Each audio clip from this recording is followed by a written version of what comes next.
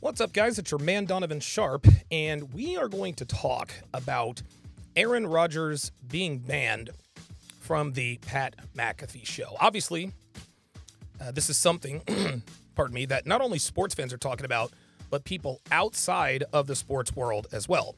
Now, the heart of the issue lies in the extreme disdain that Aaron Rodgers and Jimmy Kimmel have for each other. Their beef started a few years back when Kimmel criticized Rodgers about his stances on the quote-unquote beer bug, Dvock, X1X, and the VAX. Do the math on that. You guys know how that goes. For those of you who aren't aware, Aaron Rodgers was famously a staunch detractor of the Dvock X1X VAX. He would go on television shows, podcasts, and tell anyone who would listen about his personal theories on the way the government was handling the pandemic, Anthony Fauci, and all the rest of that. In fact, Aaron Rodgers was so staunch in his views, he actually misled the public about his vaccination status. He said he was, quote, immunized, but he was forced to sit out a game because it was later discovered that he wasn't vaccinated. And the NFL rule at that time was that all players must be vaccinated in order to compete on the playing field. Now, I'm not going to sit here and debate the VAX topic. If you took the jab, great. If not, great. It's none of my business, and it doesn't affect me one way or the other. Personally, I've had the beer bug 3 times. The first time I had it nearly ended my life. I'm thankful that it didn't. That's all I'm going to say about that. But Rodgers' stance on the VAX and the beer bug and his theories on what he thinks was true and what wasn't true, that drew a lot of criticism from comedian and late-night talk show host Jimmy Kimmel. Now, we all know that late-night talk show hosts, they make fun of everybody, even people they like. Their mothers, their fathers, they even make fun of their relatives. It's just what they do. Nobody is off limits when it comes to late-night talk shows. Presidents, dictators, politicians, everybody gets razzed by these guys. And most of the time, they do it in good fun. Playfully laughing at celebrities usually doesn't draw the ire of that celebrity because most of the time they know it's all part of the show, it's all in good fun, and that it's not meant to be taken personally. And, again, celebrities will make fun of themselves. They'll let, we see celebrity roasts on MTV. That's just the kind of thing that happens at times. Well, Aaron Rodgers did take it personally, and he fired back at Kimmel several times, which was the start of what we now know as the quote-unquote Rodgers versus Kimmel beef. Now, fast forward a couple of years, and Pat McAfee is now one of ESPN's most notable personalities. He garnered a lot of scrutiny since signing a 5-year contract worth $85 million with ESPN. He signed that, I want to say, back in February of 23. Now, personally, I like him a lot. I love his personality. I like that he leans into being a country boy with his huge belt buckles and cowboy hats. I love McAfee.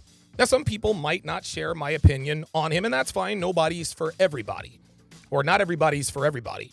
Now, also, I'm under no false illusion that McAfee will eventually bend the knee to Disney, like he did here with Rodgers. We'll get into that in just a second, because Disney signs his checks. I'm hoping that it doesn't hurt the quality of his show, but I'm not holding my breath. But in the meantime, hey, look, congratulations to McAfee, who bet on himself, he worked his butt off, and he did what was necessary to succeed in what has really turned into a highly competitive field of sports entertainment and commentary. Well, one of McAfee's regular guests is none other than future Hall of Fame quarterback Aaron Rodgers.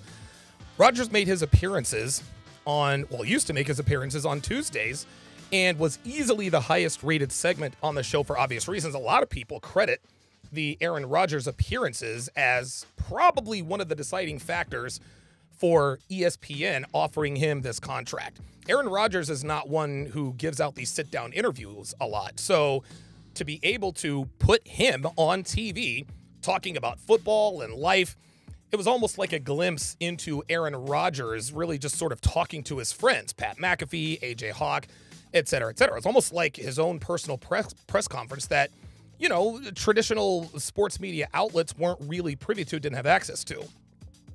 So when, for example, when Rodgers blew out his Achilles on the 4th play of the season, everyone and anyone, including myself, would faithfully tune in to the McAfee show to hear the latest status on his injury, when he'd be back, what the timetable was, and so forth.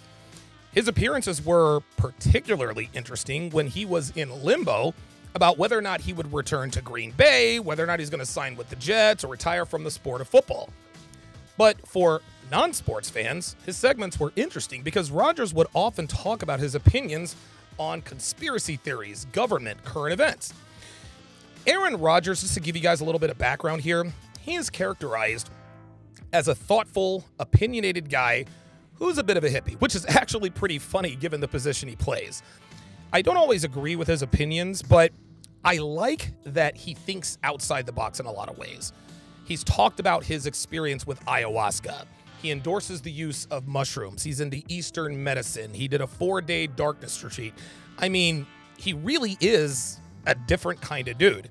He's a guy who tends to march to the beat of a different drummer. And in a lot of cases, this little quirk seems to endear him to the casual fan who may think that all pro athletes are these meat-headed jocks. Rodgers is a refreshing change from the typical quarterback who spews off cliches during press conferences. Well, not too long ago, Jimmy Kimmel made some pretty incendiary comments about Rodgers. I'll read those comments shortly, but first, if you guys like what you're seeing and hearing so far, do your boy solid, smash that like button. The like button is the most important metric that YouTube uses in terms of what gets pushed up in the algorithm. So if you guys could take just a split second to tap that like button, if you're watching on a PC or a laptop, click that like button. It would go a long way in helping this channel continue to grow. Okay, so this is what Kimmel said about Rodgers. He says, quote, "He genuinely thinks that because God gave him the ability to throw a ball, he's smarter than everyone else. The idea that his brain is just average is unfathomable to him. We learned during COVID. Aaron Rodgers is too ignorant to know how ignorant he is." Okay, all right. Now, that pissed Aaron Rodgers off, and I can certainly see why. So much so that he indirectly accused Kimmel of being on the infamous Epstein client list, making these comments in response to what Kimmel said, saying, quote, "There's a lot of people, including Jimmy Kimmel, who are really hoping the list doesn't come out. If that list comes out, I definitely will be popping some sort of bottle." Now, Kimmel responded very strongly by vehemently denying any involvement in the Epstein fiasco, as would any man whose name is wrongly associated with that list. And for the record, Kimmel's name was not on that list. However, Rodgers' comments came before the list was made public. Rodgers didn't know whether or not Kimmel was on that list, but the fact that he insinuated that he was, not knowing the actual truth, that was irresponsible. Now, on the other side, we can all sit here and chastise Rodgers for taking this a bridge too far, and we would be well within reasonable logic to do so. But me personally, as someone who's had men half my size talk trash about my character, my woman, my intelligence, knowing there won't be any real repercussions, I understand his anger. By the same token, clapping back is one thing, right? Make fun of his face, call him a fat ass, call him stupid, call him a clown, but implying that he is in a lipidep spelled backwards is something I'd like to think I wouldn't have done. I could probably think of one person I would in theory make that accusation about, but that's neither here nor there. One never really knows, to be honest with you, how you would respond until you're in that position, because we're all human, right? We get angry and we say things we shouldn't say in the heat of the moment. Now, that does not absolve anything, but guys, let's not sit here and pretend that we don't know what it's like to be made fun of by people who don't really know you like that. Now, as empathetic as some of us can be to Rodgers, while also admitting that what he said was probably a bad idea, his comments were enough to get him banned on McAfee's show. Effective immediately, ESPN/Disney made the decision to remove Aaron Rodgers' segment from the Pat McAfee show. Decisions like this that come down from the bosses at ESPN, they will likely hurt McAfee's show in ratings. People tune into this show because they keep it all the way real. But if ESPN is going to control who can and can't come on the McAfee show, then we're probably in for a long 5 years, the length of McAfee's contract with ESPN. Don't get me wrong, guys. I probably would not have said what Aaron Rodgers said. And it's not out of the ordinary for the suits to take notice of the kind of accusation he made of Kimmel. But banning him indefinitely will most definitely put the wrong taste in people's mouths, whether or not they agree with what and how Aaron Rodgers, says and conducts himself on the McAfee podcast. It's one thing to reprimand someone, but it's quite another to tell a show host, hey, you can't have that guy on anymore. But this is part of the contract that McAfee signed with ESPN, like I said, around this time last year.